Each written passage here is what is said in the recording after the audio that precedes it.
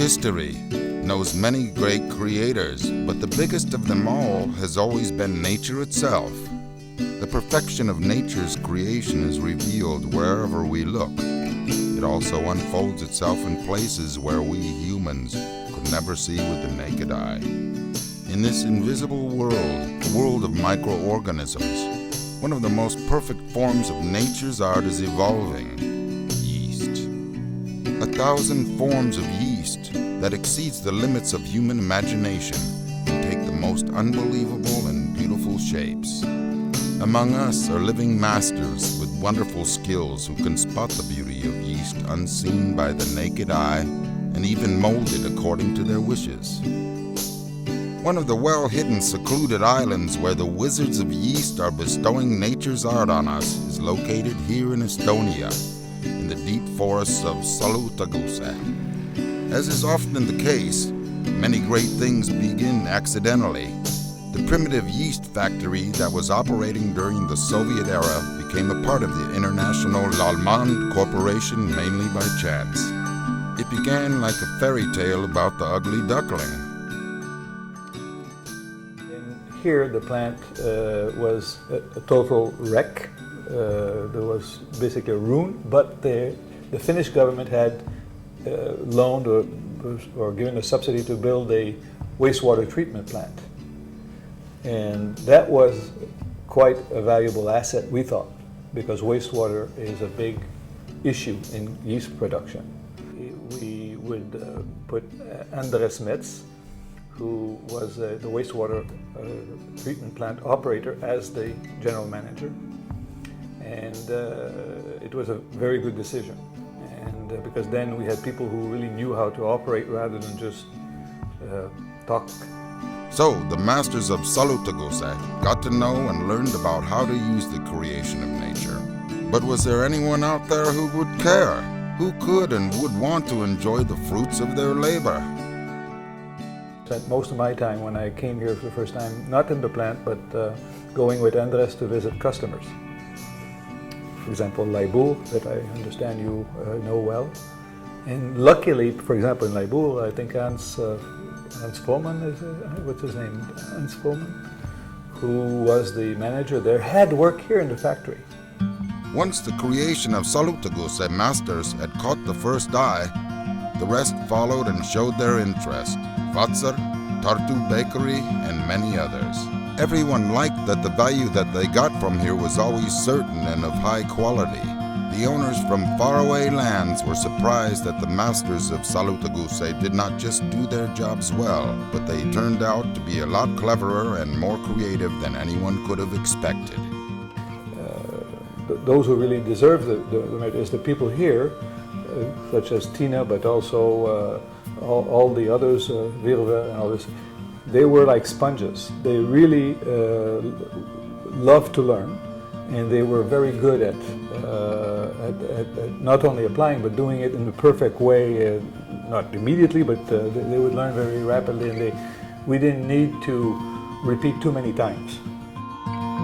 We know that to succeed in contemporary art does not necessarily mean just brushes and palettes, colors and frames. The one who wants to be visible in their field has to be familiar with the most up-to-date technologies and the latest discoveries of science. We started developing contacts at visiting these universities, and with this professor in the Technical University, we started saying, do you have students that would be interested? So we started bringing these students to Montreal for 6 months and back here, and one of them is Ildar, who now heads the research and is one of our top researchers in the whole company. The years passed. It started to seem as if everything that came from the masters was becoming ordinary, that it is already common and usual. But then, once again, nature itself interfered and completely new options unfolded. When there was an opportunity to buy a business that was owned by Alko in Finland for inactive yeast, for selenium yeast, we bought it and transferred it because they were closing down their factory. The Salutaguse master's palette was complemented by inactive yeast. This was the first time that Finnish colleagues had to admit that Salutaguse masters had done an even better job than themselves. And this is something that we again initially acquired from another Finnish company, Valdera, which was part of Kemira, but we moved the production here because we trusted the ability of the team here to master the production, to even improve it from what they had done before. In the early days, the Nordic neighbors were concerned about whether the skills and attentiveness of the Estonian masters would be enough to elaborate their work. However, after a year or two, everybody had to admit that the Estonian masters did not give any reason for discontent in any of the areas. In the first year, I can tell you, the people in Valdera were predicting disaster. They didn't trust at all. But now they say, fantastic. It's even better than we were doing it. For a long time now, no sphere of art is a separate, selfless creation, but also a complicated economic system. Building up this business side and keeping it running takes extraordinary people, and Salutaguse had them.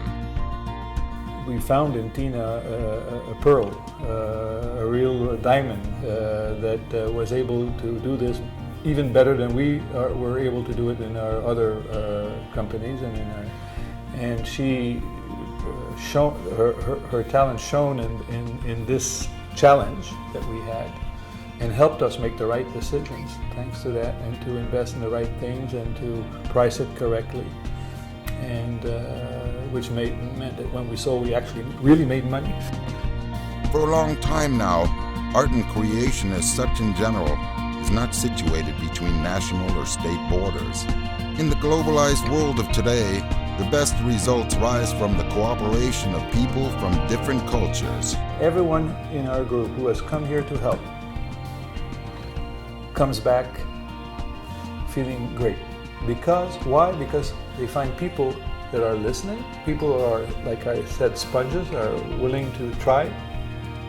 And surprisingly, they can even do it better than we even thought they could do it, and even improve on that. And then we learn back. These days, the actual values in art, as well as in business, rise from cooperation.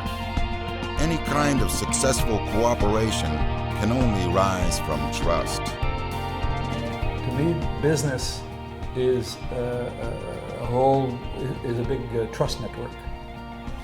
Our customers trust us. We trust each other to do parts of the job. I'm sure all you guys trust each other to do the right part of your job. And we trust our suppliers to deliver also their part. So we are just a big trust. In our research links, we trust them. With the relationship we've developed with the universities, they trust us also. So over the years, you build a whole network of trust. That's the value of the company. 20 years have passed since the first visit from the Lallemand Corporation to Salutaguse. Courageous decisions, hard work, and why deny it? Sometimes luck have helped to build up a modern creative industry in this small village. I think I'm very, very proud of the success we've had here, and I know it's all thanks to the people we found here. Not only the leadership people of Andres and Tina, but not only the young people we were able to find at the universities, but also all the workers that we have. I mentioned to you Virva, who was here and stayed here till her retirement, who was here even before, and she was also a pearl. Today, we've spoken about yeast as an art form. It might seem that one question has remained unanswered. How much of the Salutaguse yeast factory work is art? How much production? And how much business?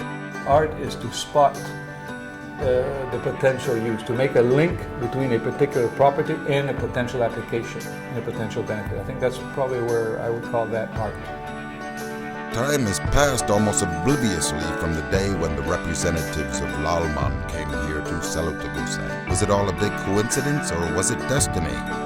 That question remains unanswered, but the fact is that exactly here were the right people who are ready to learn from the best, work hard, and who have been able to keep the dignity of the masters, the dignity on which more and more people are building their future on. People in Salutaguse, people in Europe, and people in the whole world.